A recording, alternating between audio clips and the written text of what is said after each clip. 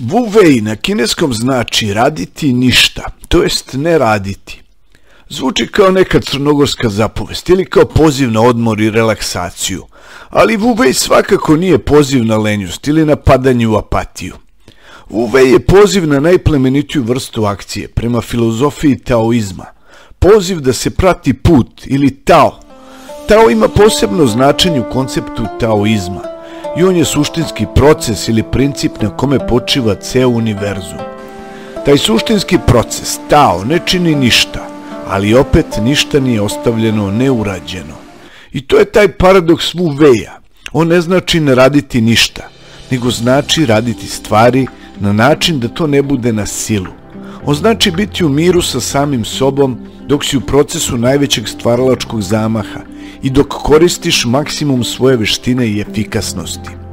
To je onaj moment kad vam se čini da uspevate da odradite najzahtevnije i najkomplikovanije stvari skoro bez ikakvog napora, pošto ste ušli u stanje nadahnuća, u pravi ritam.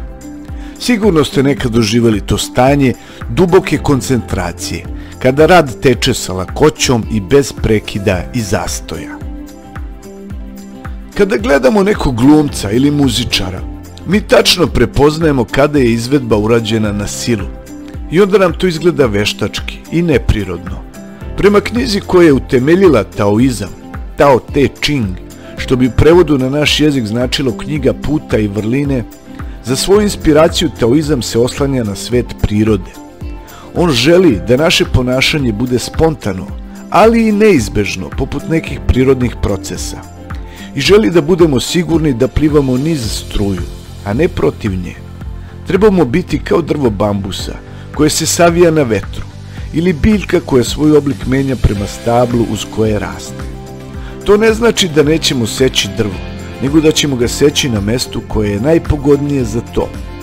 Isto tako Wu Wei znači i da moramo da se oslobodimo čvrstih ideala i principa u našim glavama, koji nas mogu naterati da pristupimo stvarima nefleksibilno i koristeći silu.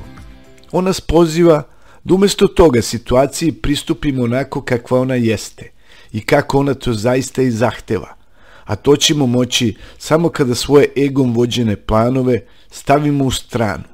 Kada to uspemo da uradimo, onda dolazimo u stanje gubitka svesti o sebi i nastupanju novog jedinstva između nas samih i naše okoline. Sve ovo ne znači da nećemo biti u stanju da utičemo na stvari i situacije ako koristimo Wu Wei. Taoizam nas uči da bismo trebali biti kao voda koja je poslušna i slaba, ali koju ništa ne može da zaustavi kada napada ono što je snažno i čvrsto.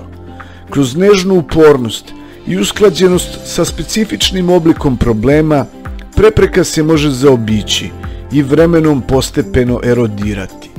Ideja da će se najviše postići mudrom strateškom pasivnošću vekovima je bila centralna u poslovima politike, diplomatije i ekonomije kineske države. Postoji trenutak za akciju. Kada učite judo, mišiće koristite samo u pravom trenutku. U taoističkim knjigama ideja je, umjesto da namećemo svoje planove, da drugima prepustimo frenetičku aktivnost, a da sebe prilagodimo okolnostima prema kojima se situacija generalno kreće. Jer Wu Wei je veština jedrenja, mnogo više nego veština veslanja. Mnogi kineski pesnici su opisivali Wu Wei kao stanje blage pripitosti alkoholom, kada nas polako napuštaju naša rigidnost i anksioznost.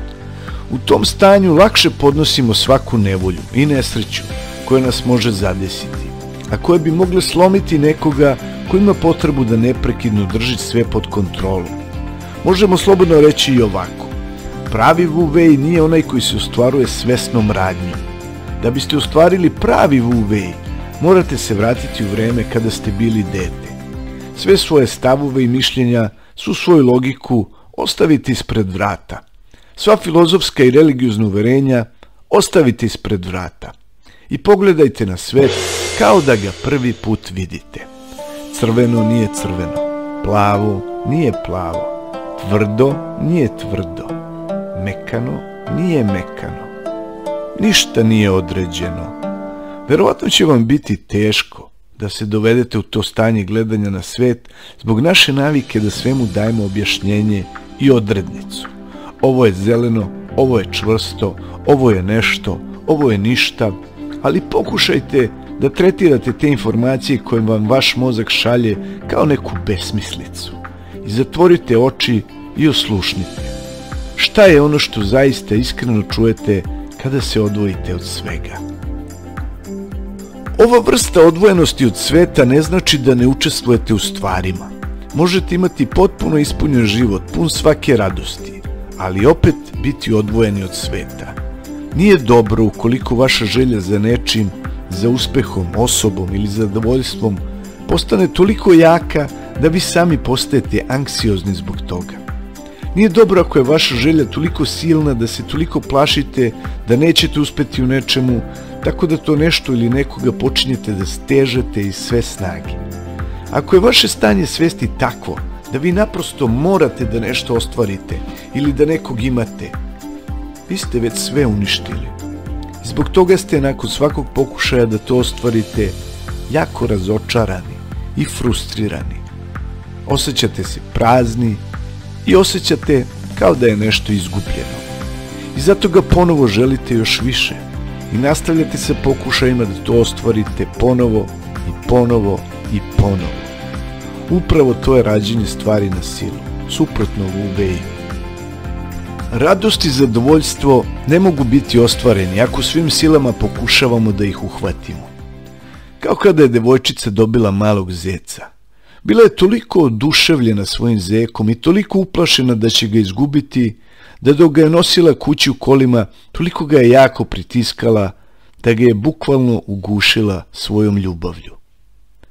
Puno roditelja to urade svojoj deci i mnogi supružnici to urade jedni drugima. Toliko jako stežu da uguše sav život iz te nestalne lepe i krhke stvari, kakva život jeste. Da bismo imali život i sve njegove radosti, moramo u isto vreme i pustiti stvari da žive. Tek onda ćemo biti savršeno slobodni i moći da zaista uživamo u svemu. I razumećemo koncept koji nam je mudri Lao Tse ostavio u amanet, a tiče se dejstvovanja koje treba da se odvija prirodno i spontano, a ne na silu.